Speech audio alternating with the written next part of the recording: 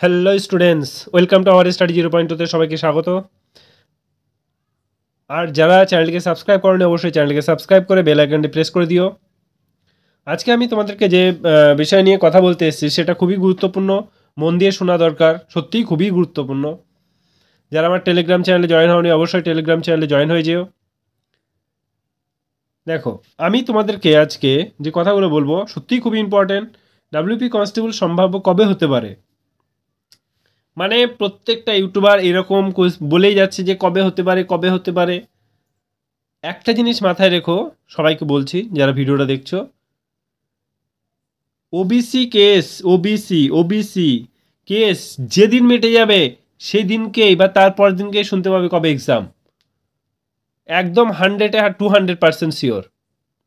তবে সেটা 9 ডিসেম্বর হতেও পারে, না হতেও পারে, কেস যেদিন মিটবে।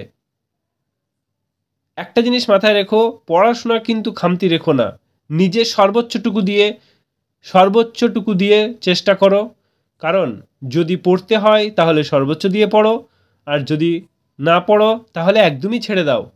আধা খামচা করে পড়াশোনা করে কিচ্ছু হবে না। এই যে কম্পিটিশন, 12,000 ভ্যাকান্সি, তার মধ্যে তো জানো জেনারেলদের 1500 মেবি, সেখানে 9 লাখ ছেলে ফর্ম ফিল আপ করেছে, ছেলে মেয়ে। ভাবতে পারছো এখানে কি হচ্ছে? সো কনফিডেন্সলি পড়াশোনা করতে হবে, রেগুলার মেনটেন করে মক টেস্ট দিতে হবে। আর দৌড় তো বলতেই নেই, দৌড়ানো শুরু করে দাও। আর কেপি প্রিলি এক্সাম কবে হতে পারে? সবাই বলছিল 29 ডিসেম্বর। এখনও পিআরবি কোনো ডেস্ক ফিক্স করেনি, বারবার বলছি। এটা একটা মন গড়া কথা, ঠিক আছে?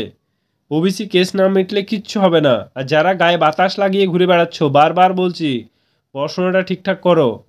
কাউন্টডাউন স্টার্ট হয়ে গেছে, দিন গুনতে থাকো। যখনই ওবিসিতে তোমার কেস সলভ হয়ে যাবে, একদিন দুদিনও টাইম পাবে না, টুক করে এক্সাম হয়ে যাবে, তখন সব শেষ হয়ে যাবে। সো বি কেয়ারফুল, নিজের প্রতি বিশ্বাস রাখো। আর তোমাদের যেটা কেপিএসআইয়ের রেজাল্ট দিয়ে দেবে খুব তাড়াতাড়ি, ঠিক আছে? আর ডাব্লিউপিএসআই এক্সাম কবে হতে পারে বললাম, সব ওবিসি কেস মিটে গেলে তোমার সব কিছু ডিক্লেয়ার হয়ে যাবে, ঠিক আছে? পড়াশোনার প্রতি ভালো ফোকাস রাখো, মেহনত ভাই করতেই হবে। যদি রাজা হতে চাও তো তোমাকে লিভার তো দিতেই হবে, right? Thank you, all the best. যদি ভালো লাগে আমার এই ছোট্ট চ্যানেলটিকে একটা সাবস্ক্রাইব করে দিও, ঠিক আছে? তোমাদের সাথে এতক্ষণ টাইম বার করার জন্যে নিজেকে খুব ধন্য মনে করছি। Thank you, all the best.